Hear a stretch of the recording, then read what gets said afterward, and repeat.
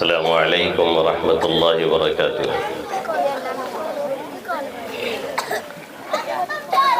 ہمیں معلوم ہے کہ سلام کے جواب کی آواز یہاں تک کیوں نہیں پہنچی ہے، اس کی وجہ ہمیں پتہ ہے۔ ابھی کھانا باقی،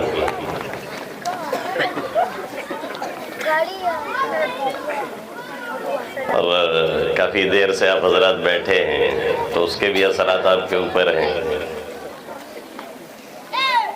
اور میں کہیں تھوڑا سا آرام اس لیے کر رہا تھا کہ مستقل میرا سفر چل رہا ہے اور ادھر امتحان بھی مدرسے میں چل رہا ہے، تو ایسا نہیں ہے کہ آپ کے یہاں سے جاؤں گا صبح فجر میں پہنچوں گا تو گھنٹی چھوڑ کے سوؤں گا، وہاں ڈیوٹی مجھے دینی ہے۔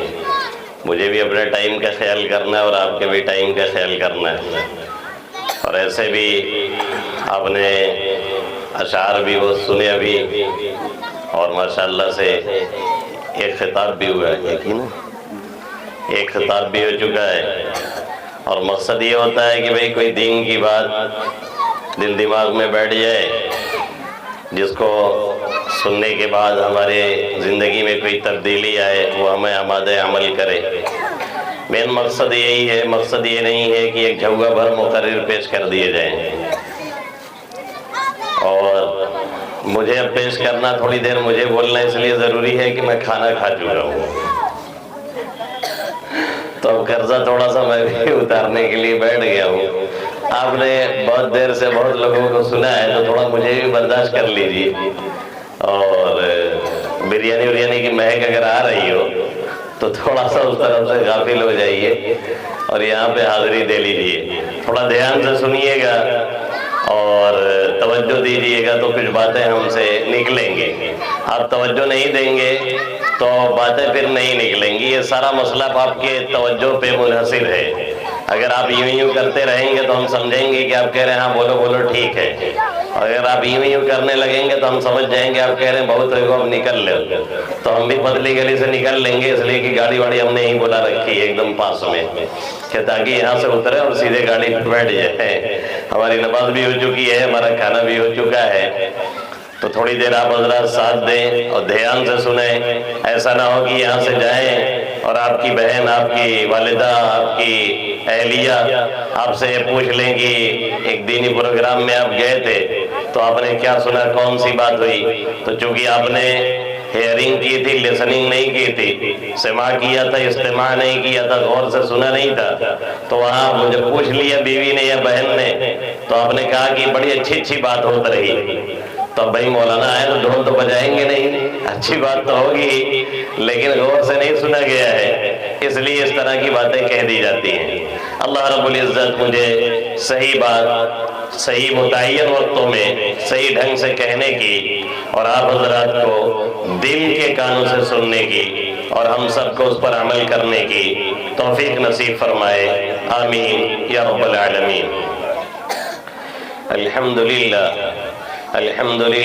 نحمده ونستعينه ونستغفره ونؤمن به ونتوكل عليه، ونعوذ بالله من شرور أنفسنا ومن سيئات أعمالنا، من يهده الله فلا مضل له ومن يضلله فلا هادي له، ونشهد أن لا إله إلا الله وحده لا شريك له، ونشهد أن سيدنا وقدوتنا وحبيبنا ومولانا محمدا عبده ورسوله، صلى الله تعالى عليه وعلى آله وأصحابه وأولاده وأزواجه وأنصاره وأتباعه وأشياعه ومحبيه وأمته وعلينا معهم أجمعين، وسلم تسليما كثيرا أما بعد، فقد قال الله تبارك وتعالى في كتابه المجيد بعد أعوذ بالله من الشيطان الرجيم، بسم الله الرحمن الرحيم، ألف لام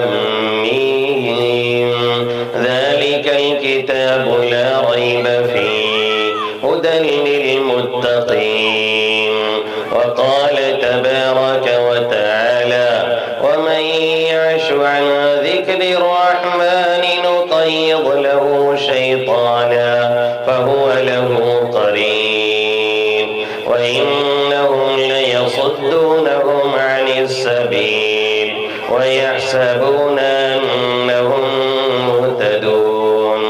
وعن علي كرم الله وجهه قال النبي صلى الله تعالى عليه وسلم أدبوا أولادكم على 3 خصال: حب نبيكم وحب أهل بيته وحب تلاوة القرآن، فإن حملة القرآن في ظله يوم لا ظل إلا ظل قادر جبار مع الأنبياء والأصفياء.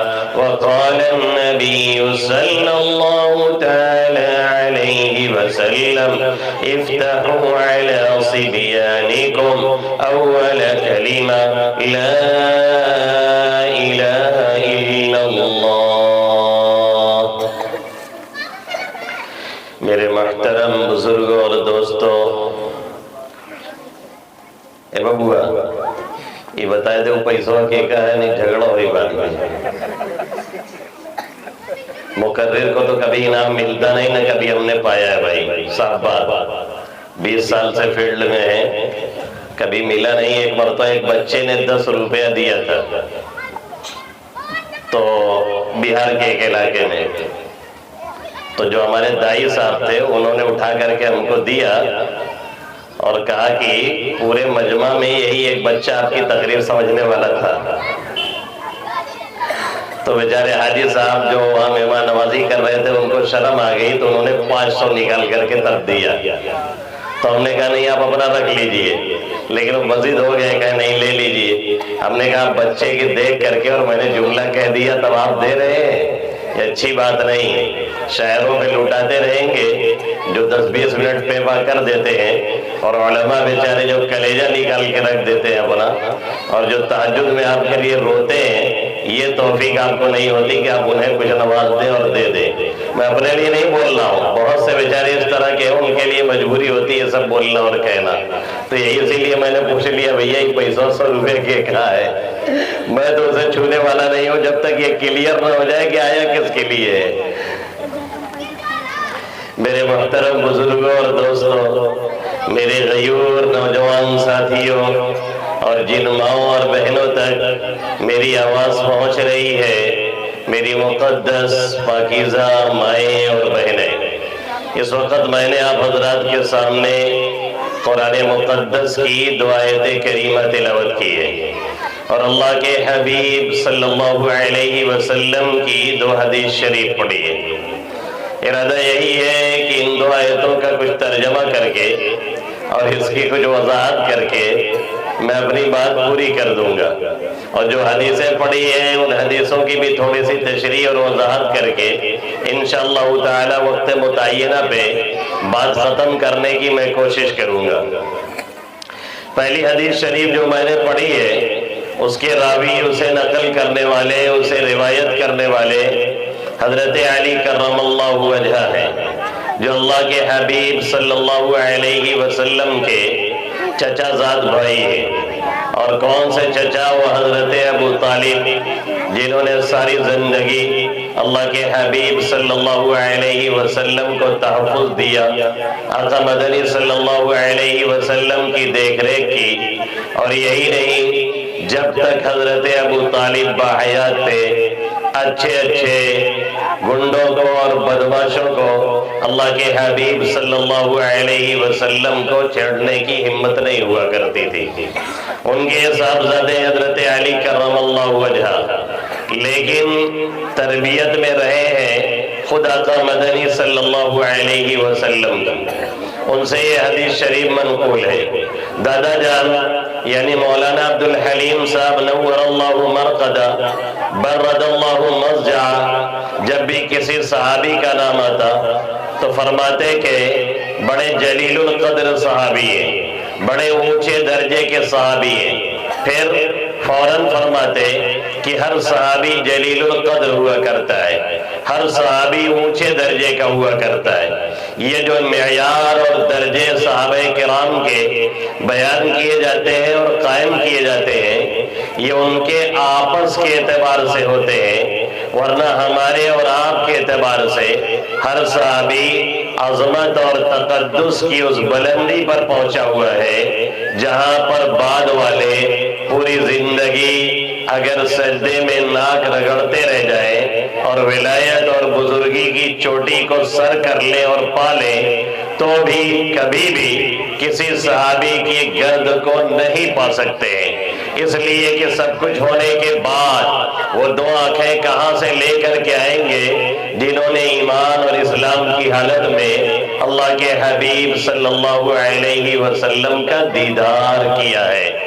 سب کچھ ہونے کے بعد وہ چند ثانیے، چند لمحے، چند سیکنڈ اور چند منٹ کہاں سے لے کر کے آئیں گے جنہوں نے ایمان اور اسلام کی حالت میں اللہ کے حبیب صلی اللہ علیہ وسلم کی صحبت پائی ہے اور آپ کا ساتھ اٹھایا ہے۔ اسی لیے بعض صحابی وہ ہیں جنہوں نے صرف کلمہ پڑھا اور اس دنیا سے چلے گئے، کوئی نماز نہیں، کوئی روزہ نہیں، کوئی زکوٰۃ نہیں، کوئی حج نہیں، اس کے باوجود ان کا وہ مقام ہے کہ بعد والے اس مقام کو ترستے رہ جائیں، کبھی بھی نہیں پا سکتے ہیں۔ جس طریقے سے کوئی نبی اپنی محنت سے نبی نہیں بن سکتا ہے، نبوت یہ اللہ تعالیٰ کی عطاؤں میں سے ایک عطا ہے جو اسے اپنے برگزیدہ بندوں میں سے جسے چاہتا ہے چنتا ہے عطا فرماتا ہے، اور جس کا سلسلہ حضرت آدم علیہ نبینا علیہ السلام سے ہوا اور محمد عربی صلی اللہ علیہ وسلم پر آ کر کے جس کا اختتام ہو گیا، یعنی تکمیل ہو گئی، قصر نبوت، بیت نبوت، محل نبوت آقا مدنی صلی اللہ علیہ وسلم کے ذریعے سے مکمل کر دیا گیا۔ اب نہ کوئی نبی آ سکتا ہے، نہ کوئی رسول آ سکتا ہے، آپ خاتم النبیین ہیں، آپ بنائے جانے کے اعتبار سے سب سے پہلے نبی ہیں اور دنیا میں آنے کے اعتبار سے سب سے آخری نبی ہے۔ اب کوئی نبی نہیں آ سکتا، اس میں اگر کسی کو ذرہ برابر شک یا شبہ ہے یا کوئی اس طرح کا دعویٰ کرتا ہے اور کوئی شخص اسے بھی نبی تسلیم کرتا ہے یا یہ سوچتا ہے کہ شاید یہ بھی نبی ہو، تو پھر وہ شخص صاحب ایمان نہیں۔ یہ ہمارا عقیدہ ہے، یہ ہمارا اور آپ کا ایمان ہے کہ اللہ کے حبیب صلی اللہ علیہ وسلم یہ آخری نبی اور آخری پیغمبر ہے۔ تو جس طریقے سے کوئی بھی نبی خود سے نبی نہیں بن سکتا ہے، نبوت یہ کسبی نہیں، محنت سے حاصل نہیں کی جا سکتی ہے، یہ عطائی ہے، اللہ جسے چاہتا ہے عطا کرتا ہے۔ ایسے ہی یہ صحابیت کا مقام اللہ جسے چاہتا ہے دیتا ہے اور جسے چاہا اللہ نے نوازا، ورنہ وہی آپ کے بغل میں اور آپ کے رشتے میں اور آپ کے قریبی ابو جہل بھی تھا، ابو لہب بھی تھا، عتبہ بھی تھا، مغیرہ بھی تھا، ولید ابن مغیرہ، شیبہ اور نامعلوم کتنے تھے جو آپ کے خاندان کے ہیں اور سب کچھ آپ کے قریبی ہیں، لیکن پھر بھی انہوں نے چونکہ اللہ کے حبیب صلی اللہ علیہ وسلم کی رسالت کو، آقا کی نبوت کو تسلیم نہیں کیا، اس لیے ان کا وہ مقام ہی نہیں بلکہ ہمیشہ کے لیے جہنم ان پر واجب ہو گئی۔ تو نبی وہی ہے جسے اللہ چنے اور صحابی وہ ہے جسے اللہ اختیار کرے، جس کے بارے میں خود قرآن مقدس میں اللہ اس آیت کریمہ میں فرماتا ہے قُلِ الْحَمْدُ لِلَّهِ قُلِ الْحَمْدُ لِلَّهِ وَسَلَامٌ عَلَىٰ عِبَادِهِ الَّذِينَ اصْطَفَىٰ اللَّهُ خَيْرٌ أَمَّا يُشْرِكُونَ۔ اے محمد عربی صلی اللہ علیہ وسلم آپ کہہ دیجئے ساری تعریفیں اللہ کے لیے ہیں۔ قُلِ الْحَمْدُ لِلَّهِ وَسَلَامٌ عَلَىٰ عِبَادِهِ الَّذِينَ اصْطَفَىٰ، اور سلامتی نازل ہو اس کے ان بندوں پر جسے اس نے منتخب کیا ہے، جس نے اسے چنا ہے، اور جو برگزیدہ بندے ہیں۔ اور یہ کون ہے؟ یہی صحابہ کرام رضوان اللہ تعالی علیہم اجمعین ہیں۔ یہ وہ نفوس قدسیہ ہیں، یہ وہ اسلام اور ایمان کی پہلی اور بنیادی کڑی ہے، جن کے ذریعہ سے ہمیں اور آپ کو دین ملا، جن کے واسطے سے ہمیں اور آپ کو قرآن ملا، جن کے واسطے سے ہمیں یہ معلوم ہوا کہ اللہ کے حبیب صلی اللہ علیہ وسلم کی سنت کیا تھی، جن کے واسطے سے ہمیں اور آپ کو یہ پتہ چلا کہ آقا مدنی صلی اللہ علیہ وسلم کی صورت کیسی تھی، جن کے واسطے سے ہمیں یہ معلوم ہوا کہ آقا کی ذاتی زندگی کیسی تھی، جسے سیرت کے نام سے ہم اور آپ جانتے ہیں۔ یہی صحابہ کرام پہنچانے والے ہیں۔ اس لیے کبھی بھی کسی صحابی کی طرف سے ذرہ برابر میل کچیل اور گرد و غبار دل و دماغ میں نہیں آنا چاہیے۔ چاہے کوئی شخص کسی طرح سے بدظن کرنا چاہے، اسے سمجھانے کی ضرورت ہے، اور اگر وہ نہیں مانتا ہے تو ٹھیک سے سمجھانے کی ضرورت ہے، اور اگر اس پر نہیں قدرت ہے تو اپنے آپ کو ایسے سڑے ہوئے لوگوں سے بچانے کی ضرورت ہے، ورنہ نہ ہمارا دین رہ جائے گا، نہ ہمارا ایمان رہ جائے گا، نہ ہمارا قرآن رہ جائے گا۔ اس لیے کہ صحابی سے بدظنی کا مطلب قرآن سے بدظنی، صحابی سے دوری کا مطلب نبی سے دوری، صحابی سے دوری کا مطلب احادیث سے دوری، صحابی سے دوری کا مطلب اللہ کے حبیب صلی اللہ علیہ وسلم کے قول و عمل میں شک، اور جب آقا کے قول و عمل میں شک ہوا تو پھر ایمان کہاں، پھر اسلام کہاں؟ پھر ایمان اور اسلام کی بنیادیں متزلزل نہیں ہو رہی ہے بلکہ ڈھہ جایا کرتی ہے۔ اس لیے اس تعلق سے بہت ہوشیار رہنے کی ضرورت ہے۔ یہ وہ بنیادی نقطہ ہے جسے اپنے دل و دماغ میں بٹھانا چاہیے، اور اپنے بیوی اور بچوں کو یہی سکھانا ہے، یہی سمجھانا ہے، یہی پڑھانا ہے، یہی ان کے دل و دماغ میں بٹھانا ہے۔ لیکن افسوس یہ ہے کہ ہم اور آپ آج کے اس دور میں ایسی تعلیم سے، ایسی تربیت سے، ایسی باتوں سے اور ایسی چیزوں سے اور ایسی گفتگو سے اتنی دور ہوتے چلے جا رہے ہیں کہ ہمیں خود پتہ نہیں کہ صحابی کسے کہتے ہیں، ہمیں خود پتہ نہیں کہ تابعی کسے کہتے ہیں، ہمیں خود پتہ نہیں کہ دین اور اسلام کے بنیادی ارکان کیا ہے، ہمیں خود پتہ نہیں کہ دین اور اسلام کے صحیح معنوں میں اصل ارکان کیا ہے، جس پہ ہمارا ایمان ٹکا ہوا ہے، جس پہ ہمارا اسلام ٹکا ہوا ہے۔ جب ہمیں نہیں معلوم، ہمارے بڑوں کو نہیں معلوم، ہمارے بوڑھوں کو نہیں معلوم، ہمارے دادا اور دادی کو نہیں معلوم، ہمارے نانا اور نانی کو نہیں معلوم، تو پھر ہمارے یہ جو نئی جنریشن آ رہی ہے، آخر ان کو علم کہاں سے ہوگا، اور ان کو معلومات کہاں سے ہوگی، اور ان کو تعلیم کہاں سے ملے گی، اور ان کی تربیت کیسے ہوگی جب ہمیں اور آپ غافل ہیں۔ اسی لیے سابق صدر جمہوریہ حامد انصاری ایک مرتبہ ایک بچی کا انٹرویو کر رہے تھے، تو بچی نکلی مسلمان۔ انہیں بڑی خوشی ہوئی کہ چلیے IAS ادھیکاری وغیرہ کچھ بنے گی، اور ہے مسلمان تو مسلمان ہوگی تو اسلامی اثرات بھی اس کے اوپر ہوں گے۔ اس کے بعد جب ان سے سامنا ہوا، انہوں نے نام پوچھا تو اس نے فاطمہ وغیرہ کر کے کوئی نام بتایا۔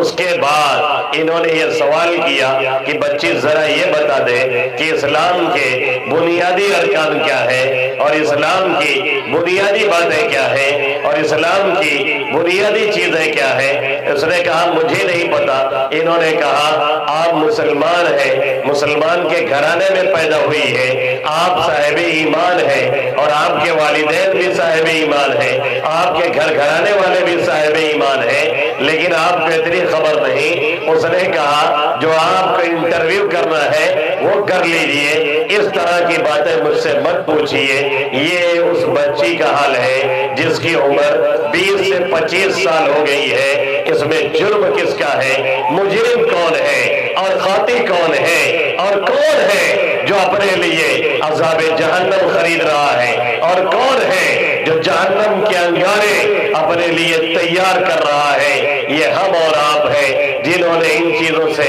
غفلت برتی ہوئی ہے۔ اسی لیے اللہ کے حبیب صلی اللہ علیہ وسلم نے تعلیم کے تعلق سے، تربیت کے تعلق سے، دیکھ ریکھ کے تعلق سے، بچوں کے سمجھانے کے تعلق سے ہمیں اور آپ کو ایک موقع پہ نہیں، نہ معلوم کتنے موقع پہ کتنی باتیں سکھائی ہیں۔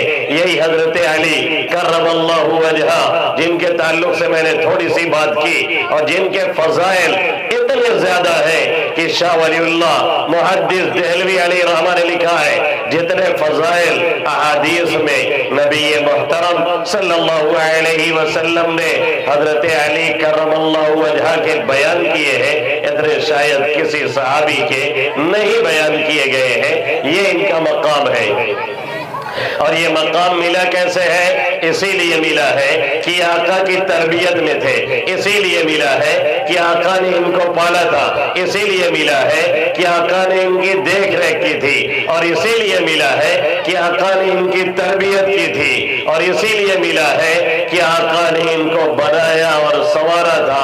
اور جب صحابی کا نام آتا ہے تو ہم اور آپ یہ سمجھتے ہیں کہ صحابی وہ ہوگا جو بڑا ایجڈ ہوگا، بہت عمر دراز ہوگا، صحابی وہ ہوگا جو بہت آہستہ آہستہ چلتا ہوگا، صحابی وہ ہوگا جو سر پہ رومال لپیٹے ہوگا، صحابی وہ ہوگا جس کے پاس جبہ ہوگا، صحابی وہ ہوگا جس کے پاس کبڑی ہوگی اور جو بہت آہستہ سے بولتا ہوگا۔ یہ ذہن میں جو بات بیٹھتی ہے اس سے اپنے آپ کو نکال لیجئے۔ جب یہ ایمان لاتے ہیں ان کی عمر یا تو 10 سال ہے یا 12 سال ہے یا 13 سال ہے، اس سے زیادہ نہیں ہے۔ اور یہی آپ کے چچا زاد بھائی حضرت عبداللہ ابن عباس رضی اللہ تعالی عنہما جب اللہ کے حبیب صلی اللہ علیہ وسلم اس دنیا سے تشریف لے جاتے ہیں، ان کی عمر محض 13 سال ہوتی ہے۔ آقا انہیں دعا دے کر کے جاتے ہیں، اللہ انہیں قرآن کا علم سکھائے،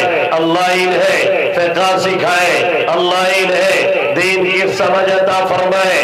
نتیجہ یہ نکلتا ہے وہ 13 سال کے بچے جو زمانے میں بچے ہیں، عمر فاروق کے دور حکومت میں وہ مقام حاصل کر چکے ہوتے ہیں کہ حضرت عمر فاروق رضی اللہ تعالی عنہ جب مشورہ کرتے ہیں تو حضرت عبداللہ ابن عباس رضی اللہ تعالی عنہ کو اپنے یہاں بلاتے ہیں اور ان سے مشورہ لیتے ہیں اور ان سے مشورہ کرتے ہیں۔ ان کی عمر ابھی 13 سال، حضرت علی کرم اللہ وجہ کی عمر ابھی 10 سال۔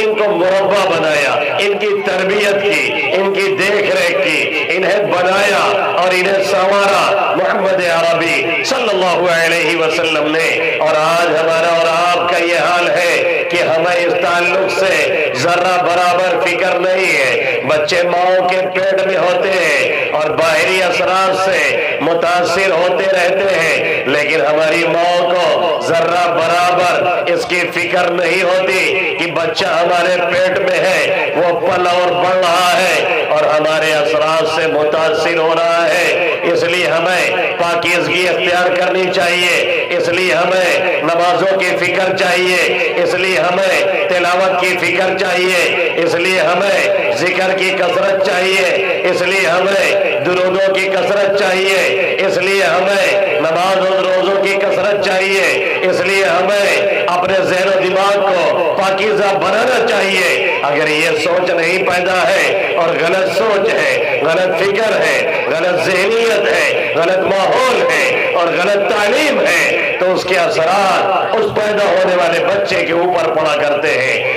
آج کے دور میں سائنس یہ کہہ رہی ہے اور آج کے دور میں ڈاکٹر حضرات یہ کہہ رہے ہیں کہ بچہ جب ماں کے پیٹ میں ہوتا ہے تو بھی باہری اثرات سے وہ متاثر ہوتا رہتا ہے۔ یہ آج کے سائنسداں اور ڈاکٹر حضرات کہتے ہیں، اور بلا شبہ ہوتا ہے، اس میں دو رائے نہیں ہے۔ اس لیے کہ بچہ جب ماں کے پیٹ میں ہوتا ہے یا ماں کے گود میں ہوتا ہے اور بچے کو کوئی دقت پیش آتی ہے، اسے نزلہ ہو گیا، اسے بخار آ گیا، اسے کوئی اور اس طرح کی دقت پیش آئی، تو پرہیز کسے کرایا جاتا ہے؟ اس کی والدہ محترمہ کو کرایا جاتا ہے۔ پرہیز کسے کرایا جاتا ہے؟ اس کی ماں کو کرایا جاتا ہے۔ اور جب بچہ ماں کے پیٹ میں ہوتا ہے اور ماں امید سے ہوتی ہے تو ڈاکٹر کیا کہتا ہے کہ انہیں یہ غذا دی جائے، اچھی سے اچھی غذا دی جائے، اور انہیں یہ ٹونک دیا جائے، اور یہ ٹیٹنس کا انجیکشن دیا جائے، اور یہ دوا استعمال کی جائے۔ کیوں؟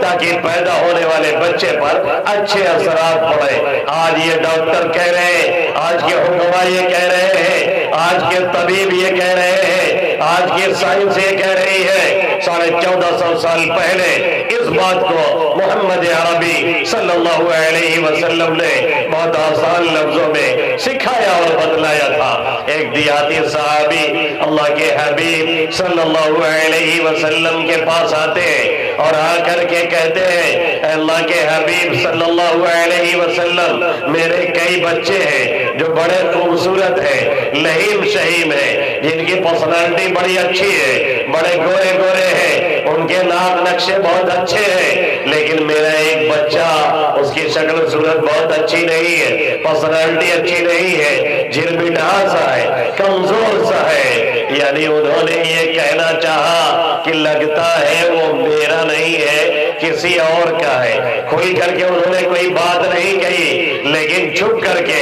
اس طرح کی باتیں انہوں نے کی۔ اللہ کے حبیب صلی اللہ علیہ وسلم نے ان کو سمجھانے کے لیے وہی دیہاتی انداز اختیار کیا، اس لیے کہ وہ دیہات کے رہنے والے تھے۔ دیکھیے جو جیسا ہوتا ہے اس سے اسی انداز سے اتر کر کے بات کی جاتی ہے، تب وہ سمجھتا ہے۔ کوئی پڑھا لکھا ہے، وہ بات پوچھے گا اور کرے گا تو ہم اسے دلیل دیں گے، ہم اسے دلائل دیں گے، ہم اسے دلائل کی روشنی میں بات کریں گے۔ وہ کتاب کے حوالے دے گا، ہم بھی کتاب کے حوالے دیں گے۔ وہ حدیث پڑھے گا، ہم بھی حدیثیں پڑھیں گے۔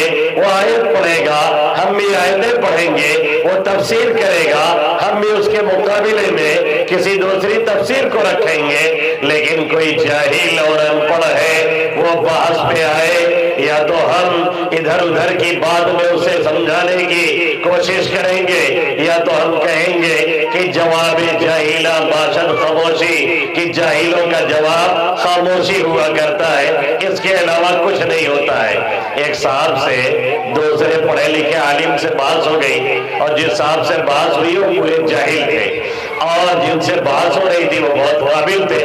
انہوں نے پہلے ان کو سمجھانے کی کوشش کی، اب یہ سمجھ نہیں رہے کیونکہ یہ مکمل جاہل تھے، تو انہوں نے کہا کہ جواب جاہلہ باشد خاموشی، جاہلوں کا جواب خاموشی ہوا کرتا ہے۔ اب باشد یہ فارسی کا لفظ ہے، اور جواب جاہلہ یہ بھی فارسی ہے، اور خاموشی یہ بھی فارسی ہے۔ اب انہوں نے باشد کو جاہل صاحب نے 62 سمجھا۔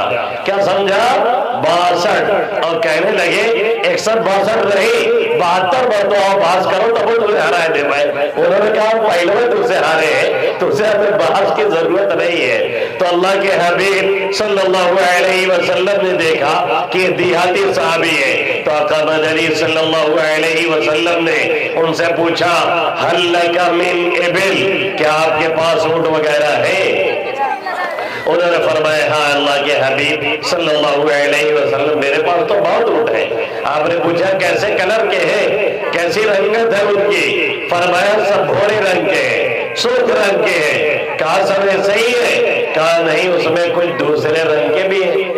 پوچھا یہ کہاں سے آئے ہیں؟ کہنے لگے کہ لعلہ حرق نزعہا، ہو سکتا ہے کسی رگ نے انہیں کھینچ لیا ہو، یعنی اونٹ کے دادا پر دادا، لکڑ دادا، چھکڑ دادا، اوپر والی نسلوں میں کوئی اونٹ ایسے کلر کر رہا ہوگا، اس کا اثر پڑ گیا، اس لیے یہاں اونٹ دوسرے رنگ کا پیدا ہو گیا۔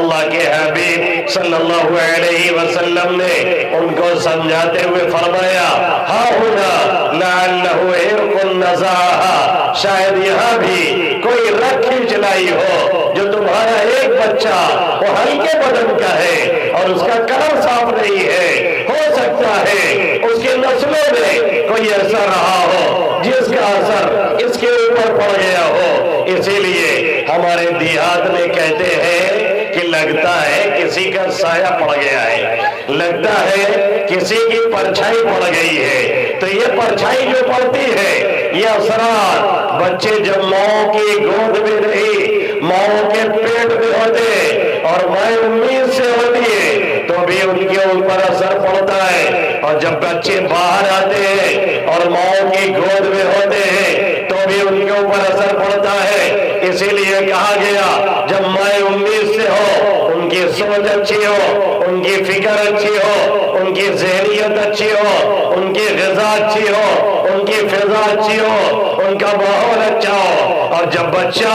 پیدا ہو جائے تو اللہ کے حبیب صلی اللہ علیہ وسلم نے فرمایا انکم تدعون باسمائکم واسماء آبائکم فاحسنوا اسماءکم، اس لیے کہ تمہیں کل قیامت میں تمہارے ناموں سے اور تمہارے باپ کے ناموں سے پکارا اور بلایا جائے گا، اس لیے اپنے بچوں کا نام اچھے سے اچھا رکھا کرو۔ لیکن ہمارا اور آپ کا حال یہ ہے کہ جب بچہ پیدا ہوگا تو ہم مولانا صاحب سے نہیں پوچھیں گے، مفتی صاحب سے نہیں پوچھیں گے، عالم صاحب سے نہیں پوچھیں گے، نام رکھیں گے کسی فلمی گانے میں سن کر کے، نام رکھیں گے کسی فلمی اسٹار کا۔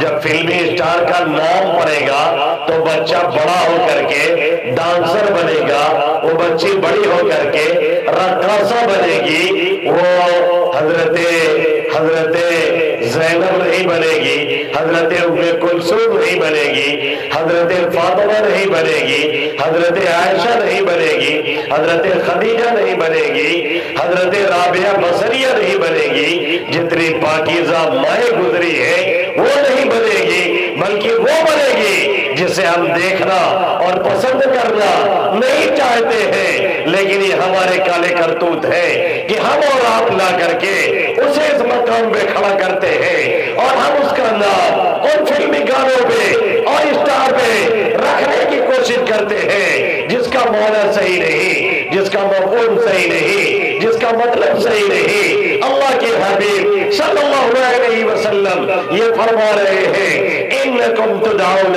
باسمائکم واسماء آبائکم، کل قیامت میں تمہیں تمہارے باپ کے نام سے، تمہاری ماں کے نام سے پکارا جائے گا، فاحسنوا اسماءکم، اس لیے نام اچھے سے اچھا رکھا کرو۔ ایک تو عام طور پہ پڑھے لکھے لوگوں سے یہ نام نہیں پوچھا جاتا، اور اگر کبھی دھوکے سے اور غلطی سے کسی نے پوچھنے کی بھی کوشش کی تو وہ جب فون کرے گا تو یہ نہیں کہے گا مولانا صاحب کوئی اچھا سا نام بتا دیجئے، بلکہ وہ یہ کہتا ہے مولانا صاحب کوئی نیا نام بتا دیجئے۔ ایسے موقع پہ میں اکثر کہا کرتا ہوں بھائی صاحب ہمارے پاس کوئی فیکٹری نہیں ہے ڈکشنری اور لغت کی جس میں ہم نیا نیا نام ڈھال کر کے لائیں، ہمارے پاس وہی پرانی فیکٹری ہے اور پرانی ڈکشنری ہے، اس لیے نام پرانا ہی ملے گا، بہت نئے کا شوق ہے تو کہیں اور چلے جائیے۔ کہتے نہیں مولانا صاحب کچھ نیا ہونا چاہیے۔ ہم نے کہا کتنا نیا ہونا چاہیے؟ کہتے اصل میں ہم لوگ اب یہاں 15ویں صدی میں ہے، 2023 چل رہا ہے، اور مولانا لوگ وہی پرانی بات کرتے ہیں، مولانا لوگ وہی 1400 سال پیچھے کی بات کرتے ہیں۔ تو میں نے ایک صاحب سے کہا ایسا ہے اگر آپ کو جدت پسندی کا اتنا ہی چربا چڑھا ہوا ہے نا تو 1400 سال سے آپ پانی کیوں پی رہے ہیں؟ اب تو پیٹرول نکلنے لگا، پیٹرول پیجئے، اب ڈیزل پی لیجئے، تارکون چاٹ لیجئے، اور اناج کے بدلے اب کنکر پتھر کھائیے، اب دہی کو دہا کہیے، ہاتھی کو ہاتھا کہیے، فکر کو فکرہ کہیے، اور کوئی پوچھے ایسا کیوں کر رہے ہیں؟ کہہ دیجئے ہم ماڈرن ہو چکے ہیں، ہم جدت پسند ہو چکے ہیں، ہم نئے دور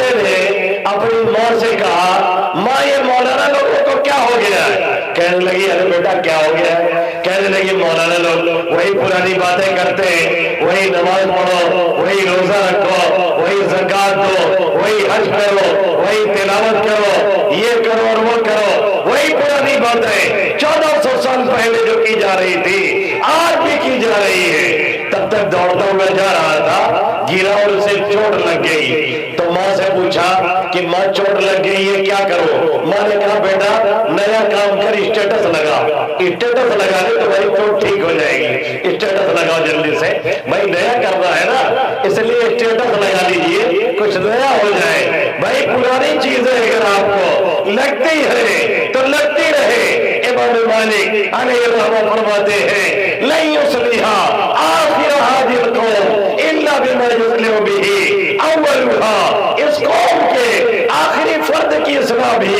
اسی طریقے پہ چل کر کے ہو سکتی ہے جس طریقے پہ پہلے لوگوں کی اصلاح ہوئی تھی، اور پہلے لوگ جو غالب ہوئے، اور پہلے لوگ جو کامیاب ہوئے، اور پہلے لوگوں کا جو سکہ بیٹھا، اور پہلے لوگ جو مٹھیوں میں ہوتے تھے اور لاکھوں سے مر جاتے تھے۔ خالد بن ولید 3000 کا لشکر لے کے جاتے ہیں، 1 لاکھ رومیوں سے ٹکر لیتے ہیں، عیسائیوں سے ٹکر لیتے ہیں۔ خالد بن ولید کا جسم کا کوئی حصہ نہیں بچتا جس میں زخم نہ آ جائے، نہ تلواریں ٹوٹتی ہے، پھر بھی دشمنوں سے فتح پا کر کے لوٹتے ہیں۔ یہ کس کی طاقت تھی؟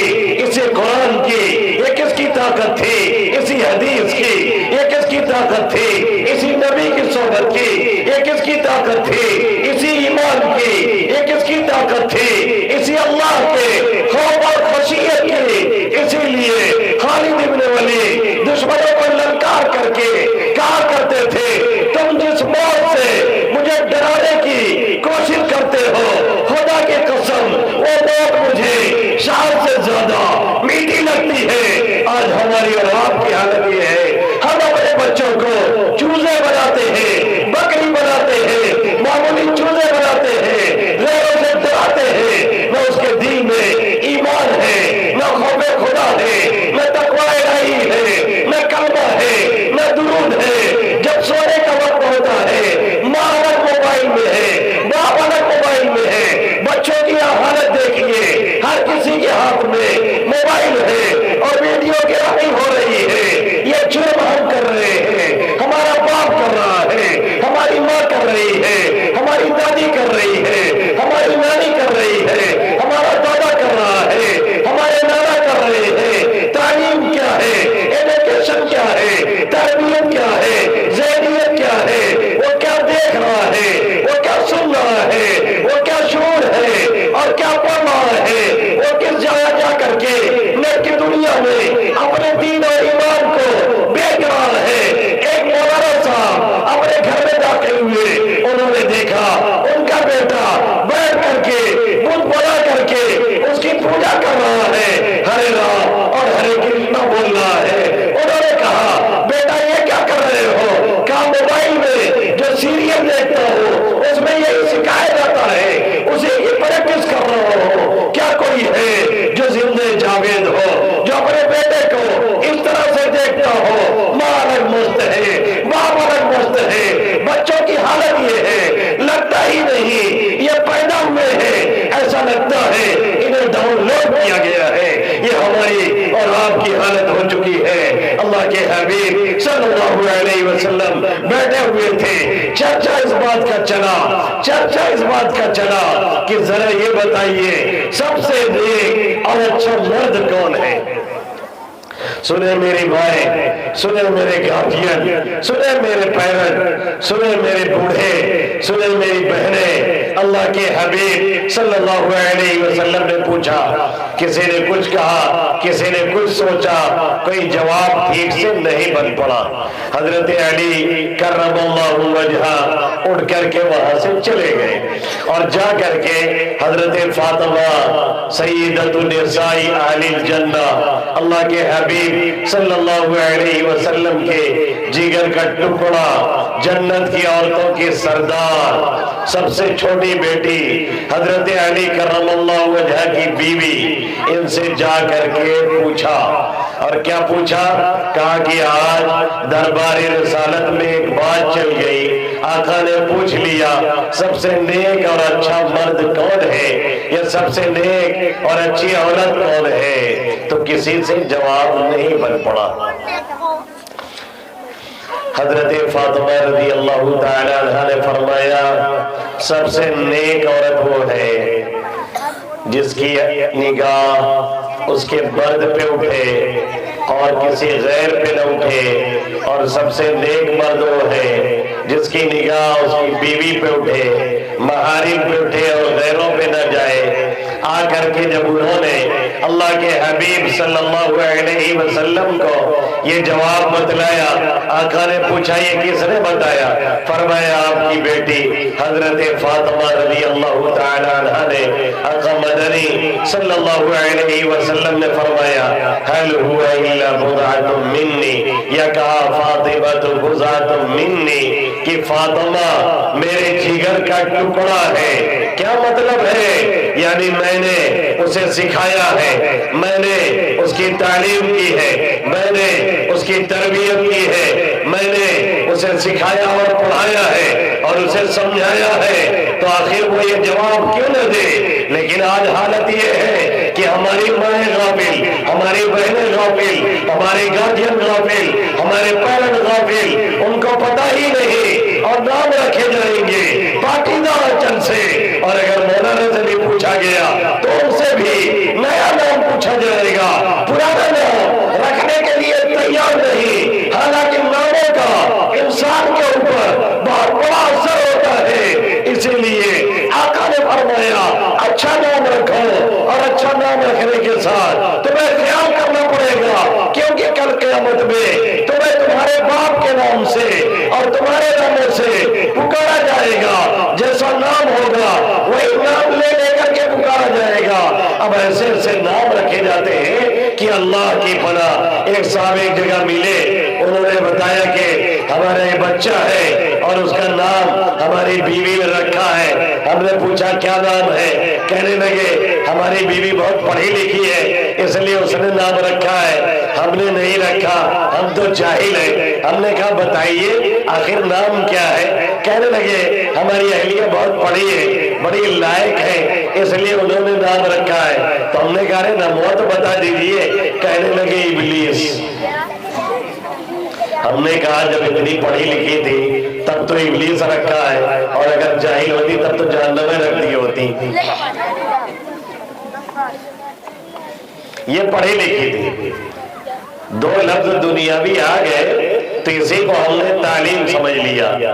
یہ ایجوکیشن ہے، یہ جینے کا ایک ہنر ہے، یہ کھانے پینے کا ایک طریقہ ہے۔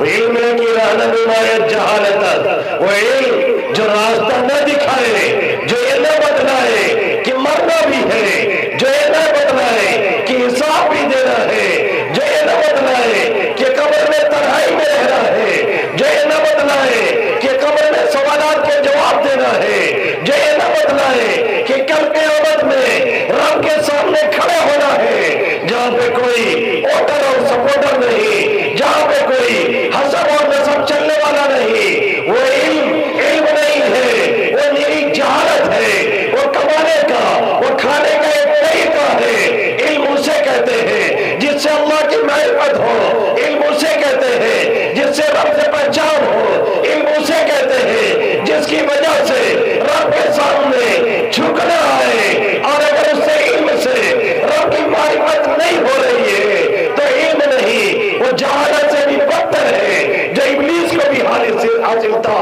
لیکن اسے رب کے سامنے جھکنا نصیب نہیں ہو سکا، اس لیے کہ وہ معرفت خدا بندی سے دور اور غافل تھا۔ تو اللہ کے حبیب صلی اللہ علیہ وسلم فرما رہے ہیں پہلا کام یہ کرنا ہے، تمہیں نماز کی فکر کرنی ہے، تمہیں تلاوت کی فکر کرنی ہے، تمہیں دیکھ ریکھ کرنی ہے، اپنی گود کی، اپنی ذہنیت کی، اپنی سوچ کی، اپنی فکر کی، اپنے گھر کے ماحول کی، پھر اس کا اچھا نام رکھنا ہے۔ پھر اب وہ جب بولنے لگے، جب بولنے کے لائق ہو تو اسے پہلا کلمہ سکھائیے افتحوا علی صبیانکم اول کلمہ لا الہ الا اللہ، اپنے بچوں کو سب سے پہلے کلمہ سکھائیے، اسے بتائیے اللہ خالق ہے، اسے بتائیے اللہ مالک ہے، اسے یہ بتائیے اللہ رازق ہے، اسے یہ بتائیے وہی جبار ہے، اسے یہ بتائیے وہی قہار ہے، اسے یہ بتائیے وہی مالک الملک ہے، اسے یہ بتائیے وہی جسے چاہتا ہے حکومت دیتا ہے، جسے چاہتا ہے تخت میں بٹھاتا ہے، جسے چاہتا ہے تخت سے اتارتا ہے، جسے چاہتا ہے عزت دیتا ہے، جسے چاہتا ہے ذلت کے گڑھے میں دھکیلتا ہے، جسے چاہتا ہے مالدار بناتا ہے، جسے چاہتا ہے فقیر بناتا ہے، سب کچھ اسی کے قبضے قدرت میں ہے۔ قل اللہم مالک الملک تؤتی الملک من تشاء وتنزع الملک ممن تشاء وتعز من تشاء وتذل من تشاء بیدک الخیر انک علی کل شیء قدیر۔ اسے سمجھائیے یہ دنیا والے جو اپنے کو توپ سمجھتے ہیں اور یہ فرعون اور یہ جبابرہ اور یہ سلامہ یہ کچھ بھی نہیں ہے میرے رب کے سامنے، ان کی کوئی حیثیت نہیں، سب کے تخت نشین شام کو مجرم ٹھہرے، ہم نے پل بھر میں نصیبوں کو بدلتا دیکھا، یہ اس کے ذہن و دماغ میں بیٹھا دیجئے اور بدلا دیجئے، وہی سب کچھ کرنے والا ہے، پاور والا وہی ہے، طاقت والا وہی ہے، قدرت والا وہی ہے، وہی جب چاہتا ہے منٹوں سیکنڈوں میں کسی کو اقتدار بناتا ہے اور کسی کو اقتدار سے بے دخل کرتا ہے، یہ سب کچھ میرے رب کے قبضے قدرت میں ہے۔ مالک الملک تؤتی الملک من تشاء وتنزع الملک ممن تشاء وتعز من تشاء وتذل من تشاء بیدک الخیر انک علی کل شیء قدیر۔ پھر اسے بتائیے محمد عربی صلی اللہ علیہ وسلم کون ہے، پھر اسے بتائیے آقا آئے کہاں تھے، پھر اسے بتائیے آقا نے مکہ میں 13 سال گزارے کس حالت میں گزارے، کیسے گزارے، دین ایمان کے لیے آقا نے کتنی تکلیفیں برداشت کی، پھر آقا 10 سال مدینہ میں رہے اور مدینہ میں رہ کر کے آقا نے کتنی مشقتیں اٹھائی، کتنی تکلیفیں اٹھائی اور کیسے کیسے دین کو ہم تک پہنچانے کی کوشش کی، اور یہ دین اور ایمان بیٹھے بیٹھائے ہمیں اور آپ کو مل گیا، لیکن ہم اور آپ نہ کلمہ سکھاتے ہیں، نہ درود سکھاتے ہیں، نہ گھر میں یہ ماحول فراہم کرتے ہیں، نہ گھر میں ہمارے نماز ہے، نہ تلاوت ہے، نہ ذکر ہے، نہ درود ہے، نہ پیدائش سے پہلے ہے، نہ پیدائش کے بعد ہے، نہ گھر کا یہ ماحول ہے، نتیجہ یہ نکلتا ہے دیکھ پریشان بیٹا سے اور باپ پریشان بیٹا سے۔ آج ہر باپ اپنے بیٹے کی، ہر ماں اپنے بیٹے کی اور اپنے بیٹے کی شکایت کرتا ہوا نظر آتا ہے، اس لیے شکایتیں ہیں کیونکہ ہم نے جو سر تعلیم تھی، جو سر تربیت تھی اس سے منہ موڑا ہوا ہے، وہ تعلیم اور وہ تربیت بیچارے مکتب میں حافظ جی دیتے ہیں، بیچارے مکتب میں یہ استاد جی دیتے ہیں، جن کو مشکل سے ہماری قوم 4000 5000 6000 اور 7000 دیتی ہے اور گری ہوئی نگاہ سے انہیں دیکھتی ہے۔ کل قیامت میں جب اللہ انہیں نوازے گا اور کہے گا جائیے مولانا جنت میں، اور یہی نہیں 10-20 کو لے کر کے جائیے، تو وہ لوگ جو آج گری نگاہوں سے دیکھتے ہیں تمنا کریں گے کاش کہ ان مولانا کے ساتھ ہمیں بھی جانے کو ملتا، کاش کہ یہ بھی ہماری سفارش کرتے، کاش کہ حافظ جی ایک مرتبہ کہہ دیتے یہ ہمارا بھائی ہے، کاش ایک مرتبہ یہ کہہ دیتے یہ ہمارا باپ ہے، کاش ایک مرتبہ یہ کہہ دیتے یہ ہمارا خیال کرتا تھا، کاش ایک مرتبہ یہ کہہ دیتے کہ ہمیں روزانہ 1 کلومیٹر مسجد دور تھی یہ لے کر کے جاتا تھا، ہم یہ نہیں کرتے، آپ یہ نہیں کرتے، اپنے لیے دنیا بھی ہم برباد کرتے ہیں اور آخرت بھی خراب کرتے ہیں۔ وہ مولوی، وہ مولانا، وہ حافظ جی جسے ہم اور آپ گری ہوئی نگاہ سے دیکھتے ہیں، وہی ہمارے بیٹے کو کلمہ سکھاتا ہے، وہی ہمارے بیٹے کو درود سکھاتا ہے، وہی ہمارے بیٹے کو دین سکھاتا ہے، وہی ہمارے بیٹے کو ایمان سکھاتا ہے، وہی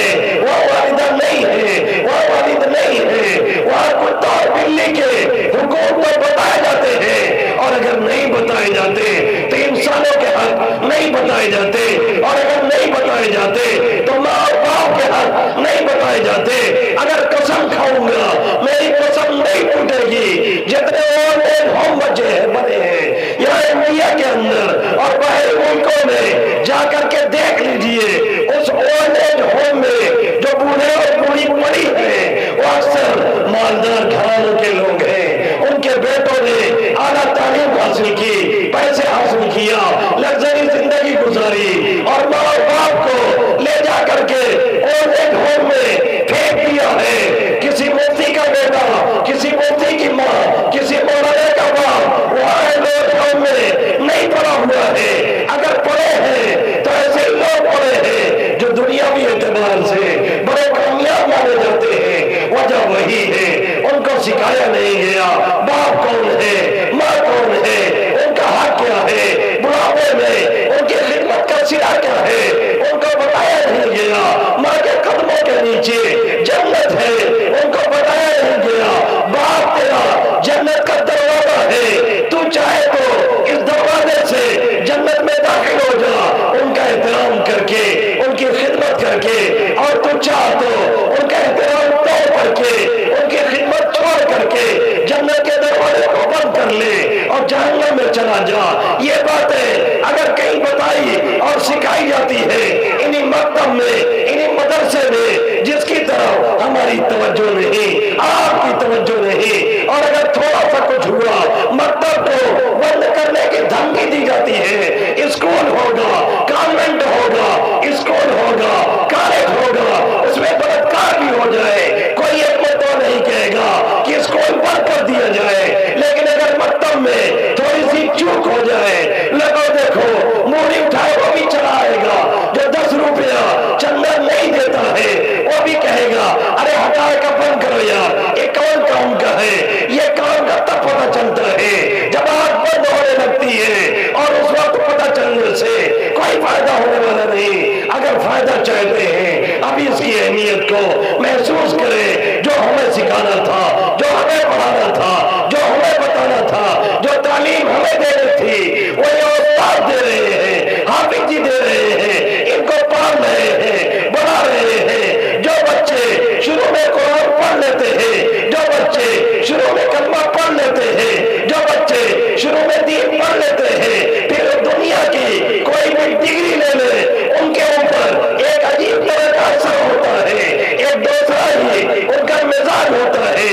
वो बच्चा जिसने मकतब नहीं पढ़ा है, वो बच्चा जिसने कुरान नहीं पढ़ा है, वो डॉक्टर और इंजीनियर हो, और वो बच्चा जिसने दीनी माहौल में तालीम हासिल की है, फिर जा करके वो डॉक्टर या इंजीनियर बना है।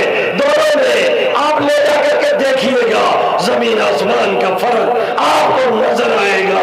इसलिए पहले इन्हें कलमा सिखाइए, पहले इन्हें दुरूद सिखाइए, पहले इन्हें दीनी तालीम दीजिए, घर का माहौल दीनी बनाइए ताकि आप भी सुकून में रहे, ये भी तो रूम में रहे। नबी की सुन्नतें नहीं, घरों में बरकतें नहीं, नबी की सुन्नतें नहीं, घरों में रहमतें नहीं। अगर दीन नहीं, अगर कुरान नहीं, अगर तिलावत नहीं, अगर नमाज नहीं, सारी चीजों से घर को भर दीजिए। खुदा की कसम खा के कहता हूँ कभी सुकून मिलने वाला नहीं है। हमें एसी से अपनी बॉडी ठंडी की जा सकती है, लग्जरी कारों में चल करके, एसी चला करके दिमाग को ठंडक पहुंचाई जा सकती है, लेकिन दिल को सुकून तभी मिलेगा जब अल्लाह की याद होगी, जब उसका कलमा होगा, जब नबी पे दुरूद होगा, जब तिलावत होगी, जब घरों में कुरान पढ़ा जाएगा। ये काम कौन करता है? यही सिखाते हैं, और ये तालीम दुनिया में एक काम देती है कि ये बच्चे वालिदैन का एहतराम करते हैं, उनका ख्याल करते हैं। इक्का दुक्का मिसालें अपनी जगह है, कानून मजमूए को देख करके बनता है। मजमूई एतबार से अक्सर हाफिज मौलवी अपने वालिदैन का और अपने बच्चों का ख्याल किया करते हैं, इसलिए इन्हें बनाइए। आज ये दुनिया में काम आएंगे, आपका जनाजा पढ़ाएंगे, दुआ करेंगे, आप बीमार होंगे, ये मुसल्ला बिछाएंगे, आपके लिए रोएंगे, और जब मर के चले जाएंगे कल क़यामत में कोई आपका पुरसारे हाल जब नहीं होगा, यही हाफिज जी काम आएंगे, यही मौलवी साहब काम आएंगे। एक हदीस कोट करके बात पूरी करने की कोशिश करूंगा। अल्लाह के हबीब सल्लल्लाहु अलैहि वसल्लम ने फरमाया कल क़यामत में बहुत से लोग देखेंगे कि हमारा मकाम बड़ा ऊंचा है, बहुत बुलंद है। वो कहेंगे या रब्बी अन्ना लिहाजा, ऐ मेरे मौला ये मकाम मुझे कैसे मिल गया? मेरा ये मकाम तो नहीं था। हमें पता है हमने बैंक में 1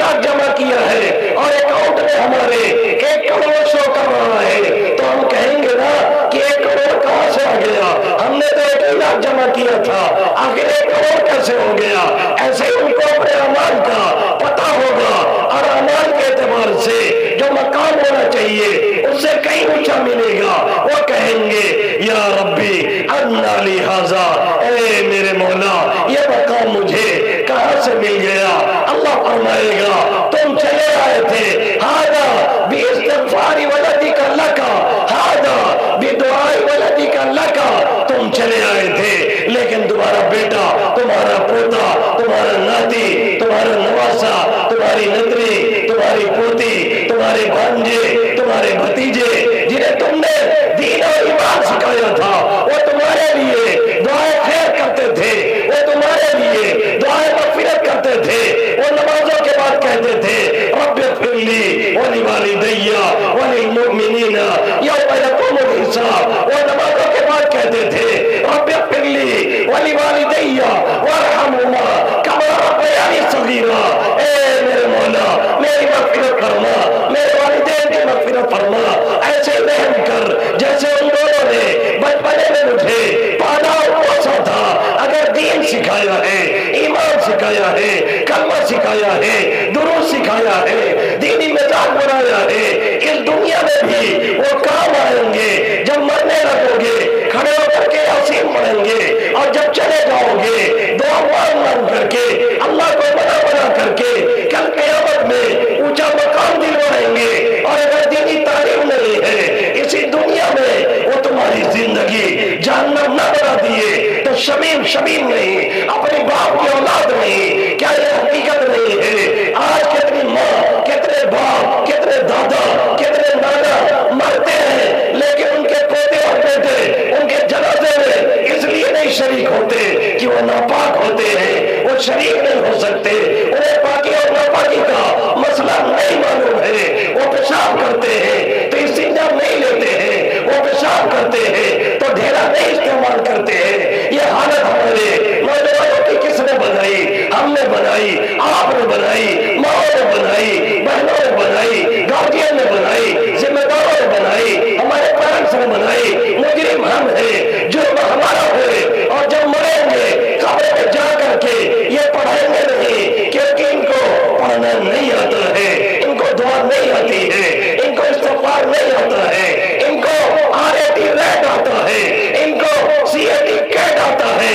یہی جا کر کے قبر میں پڑھ کر کے وہ کہیں گے اے میرے مولا کتا اور بلی میرے والد کی قبر میں بھیج دے تو کتا بلی جانے سے راحت نہیں ملے گی، استغفار پہنچنے سے، کلمہ پہنچنے سے، قرآن پہنچنے سے راحت ملے گی. اس لیے میرے ذمہ داروں، ہماری مائیں، ہماری بہنیں، ہمارے بڑے، ہمارے بوڑھے، میں آپ سے ہاتھ جوڑ کر کے لیکن پوری شدت کے ساتھ یہ کہہ رہا ہوں پہلے انہیں دیندار بنائیے، پہلے انہیں مسلمان بنائیے، پہلے انہیں حافظ قرآن بنائیے، پہلے انہیں کلمہ سکھائیے، پہلے انہیں درود سکھائیے. اس کے بعد پھر کوئی بھی دنیاوی تعلیم دیجیے، کوئی آپ کو منع نہیں کرتا.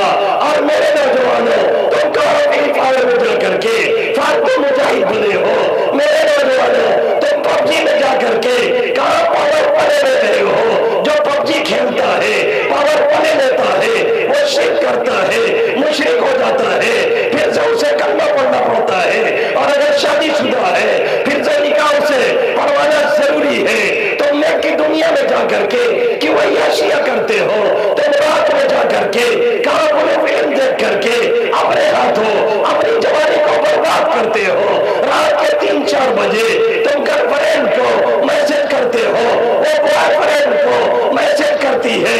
یہ تمہارا کام نہیں. 3-4 بجے جب رب کی رحمت اترتی ہے تب ہمارا بدماشی کر کے سوتے ہیں اور 9-10 بجے اٹھتے ہیں اور ایک دیندار والا میسج اسٹیٹس پہ ڈال دیتے ہیں، فیس بک پہ ڈال دیتے ہیں، سمجھتے ہیں فریضہ ادا ہو گیا.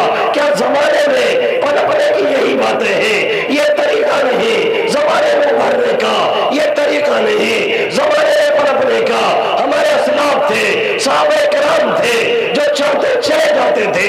رومیوں نے اور عیسائیوں نے قاصد بھیجا، خفیہ انٹیلیجنس کے لوگ کو بھیجا، ذرا پتہ لگاؤ یہ لوگ آگے کیوں بڑھتے ہیں. پتہ لگا کر کے ان کے قاصد نے، خفیہ ایجنسی کے لوگوں نے جو پتہ لگا کر کے के रिपोर्ट लगाई। रिपोर्ट में लिखा हम रहबानुम बिल्लैल फरसानुम बिन्नहार, ये रात में पादरी होते हैं, ये रात में सूफी होते हैं, अपने रब को मनाते हैं, उसे याद करते हैं, दिन में मुजाहिद होते हैं, शेर सवारी करते हैं। आज हालत ये है हमारा नौजवान रात में पबजी खेलता है, हालत ये है पूरी रात गाना सुनता है, हालत ये है विस्की की चुस्की लेता है, हालत ये है शराब और नशे में जाता है, हालत ये है अय्याशी बेअय्याशी करता है। अल्लाह के हबीब सल्लल्लाहु अलैहि वसल्लम ने फरमाया था कि क़यामत के करीब बहुत से लोग ऐसे होंगे जो खाने पीने अय्याशियों में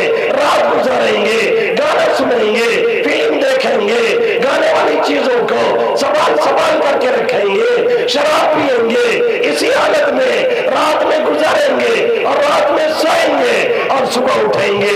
अल्लाह उन्हें बंदर और सुअर बना देगा। अल्लाह हम सब की हिफाजत फरमाए।